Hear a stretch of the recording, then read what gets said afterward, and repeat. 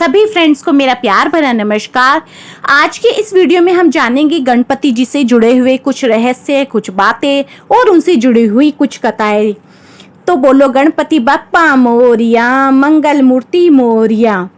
जैसा कि आप जानते हैं गणपति जी विघ्नहर्ता, दुखहर्ता है। सभी धार्मिक कार्यों को करने से पहले गणपति जी की पूजा की जाती है। इन्हें मोदक, लड्डू और केले बहुत प्रिय हैं और ये अपने भक्तों से जल्द ही प्रसन्न हो जाते हैं। गणेश जी का अनोखा मनमोहक रूप सभी को अपनी ओर आकर्षित करता है। गणेश जी से जुड़ी कई ऐसी बातें हैं जो काफी कम लोगों को पता है, जिन्हें इस वीडियो के जरिए हम जानेंगे। और गणेश जी के सभी अंगों का अपना अपना एक महत्व है कि जैसे कि गणेश जी के बड़े बड़े कान। गणेश जी के बड़े बड़े कानों का रहस्य यह है कि वह सबकी सुनते हैं पर निर्णय अपनी बुद्धि से लेते हैं। बड़े कान इस ओर भी इशारा करते हैं कि बुरी बातों को त्याग कर या सुनकर अच्छी बातों को अपने कानों में डालना। इसके साथ ही बड़े कान वाले व्यक्ति दीर्घायु के भी होते हैं। बड़ा मस्तक, बड़े मस्तक से भाव यह है कि उनके विचार बड़े हैं। वे कुशाग्र बुद्धि के वे नेतृत्व करने में हमेशा आगे रहते हैं। गणेश जी की लंबी सूंड। गणेश जी की लंबी सूंड दूर से ही विकारों को पहचान लेती है, अर्थात आने वाले संकट का उन्हें पहले से ही पता लग जाता है। अब है गणेश जी की छोटी छोटी आंखें। उनकी छोटी आंखें चिंतनशीलता की निशानी है। हर चीज को वे काफी सूक्ष्मता से देखते हैं। गणेश जी का टूटा हुआ दांत। गणेश जी का टूटा दांत उनकी बुद्धिमत्ता का प्रतीक माना जाता है। इसी से उन्होंने महाभारत ग्रंथ लिखा था। गणेश जी का मोटा सा उदर, मोटा उदर यानी खुशहाली। गणेश जी काफी खुशमिजाज एवं खाने के शौकीन हैं। यह इस बात की ओर भी संकेत करता है कि वह अपनी सूझबूझ के साथ बातों को अपने पेट में पचा लेते हैं। भाव यह है कि ऐसे लोग काफी सूझबूझ वाले होते हैं।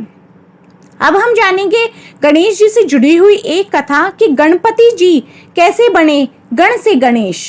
कैलाश पर जब सभी गण भगवान शिव की आज्ञा का पालन करते थे, उनके लिए भगवान शिव की आज्ञा सर्वोपरि थी। माता पार्वती ने जब नंदी गण को एक काम करने की आज्ञा दी तो अज्ञानतावश उसमें से उनको चूक हो गई। तब पार्वती जी ने यह सोचने लगे कि सब केवल शिव जी की ही आज्ञा का पालन करते हैं, उनकी भी आज्ञा का पालन करने वाला कोई तो होना चाहिए। इस पर उनकी दो सखियां जया और विजया ने गण बनाने को कहा। तब पार्वती ने स्नान से पूर्व अपने शरीर से उतरे उपटन से गण को बनाया और उसमें जीवन डाल दिया और फिर उसे आज्ञा दी कि चाहे कोई भी हो, किसी को भी अंदर मत आने देना। गण ने ऐसा ही किया। शिव जब माता से मिलने के लिए आए तब गण ने उन्हें अंदर ना जाने का नम्र निवेदन किया। जब वे नहीं माने तो वे शिवजी से युद्ध करने को तैयार हो गए और फिर शिवजी ने उनका सिर धड़ से अलग कर दिया।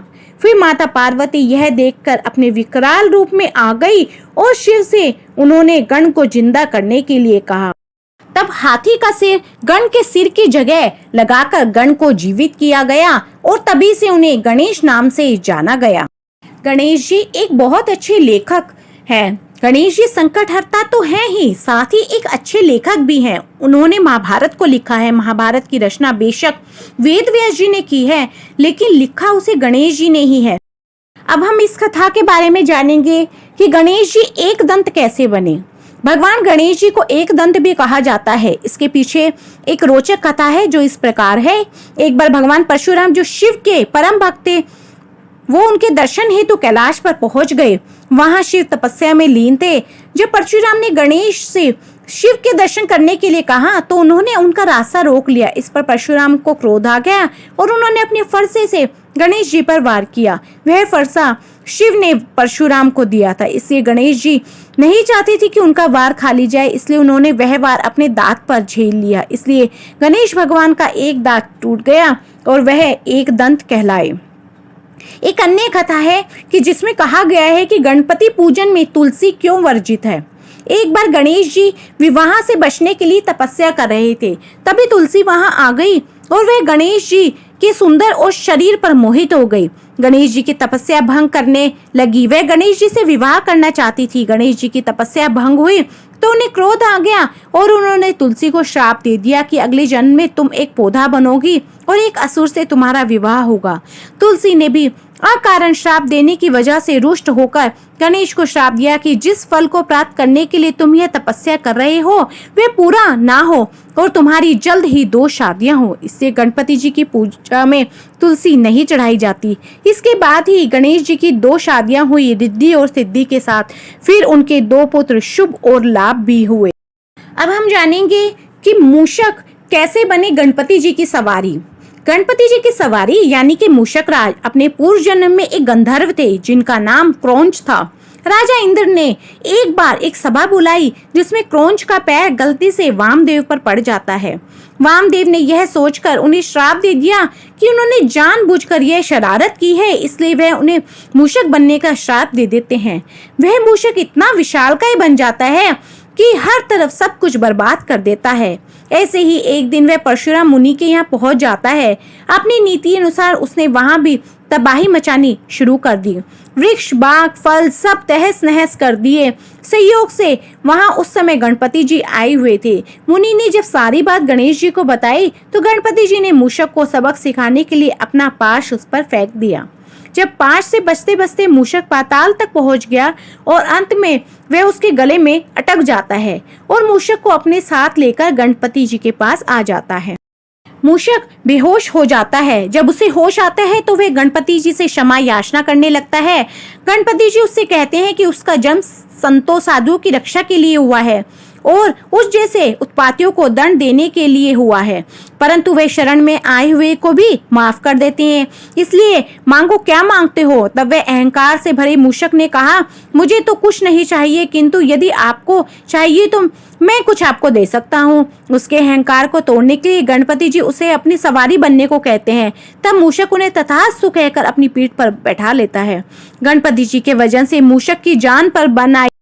तब उसका अहंकार टूट गया और उसने गणपति जी से निवेदन किया कि वह अपने वजन को उसके अनुसार कर लें और उसे क्षमा कर दे। तब गणपति जी ने प्रसन्न होकर उसे हमेशा के लिए अपनी सवारी बना लिया। गणपति जी के शरीर के 2 रंग हैं जो कि शुभता के प्रतीक हैं। गणेश भगवान जी के शरीर के 2 रंग हैं जिसमें से लाल रंग समृद्धि का और हरा रंग शक्ति का प्रतीक माना जाता है। जहां गणेश जी के ये 2 रंग होते हैं वहां शक्ति और समृद्धि दोनों का वास होता है। तो बोलो गणेश जी भगवान की जय। तो फ्रेंड्स, आपको मेरी ये वीडियो यूज़फुल लगी है तो मेरी वीडियो को ज़्यादा से ज़्यादा लाइक, शेयर एंड सब्सक्राइब जरूर कीजिए ताकि आगे भी आपको मेरी ऐसे ही यूज़फुल वीडियोस मिलती रहे। कमेंट में गणपति बप्पा मोरिया जरूर लिखें।